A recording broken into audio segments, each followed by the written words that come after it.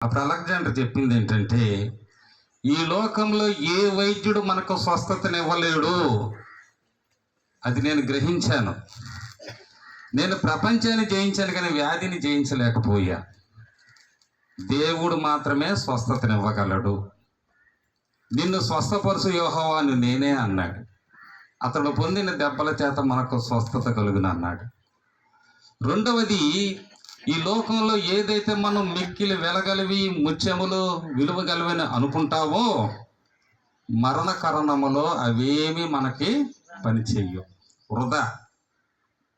మూడవది, 2 చేతులు ఎందుకు బయట పెట్టమన్నానంటే, నేను తల్లి గర్భములో నుండి రక్తహస్తాలతో వచ్చాను, అదే రక్తహస్తాలతో తిరిగి వెళ్ళిపోతున్నా.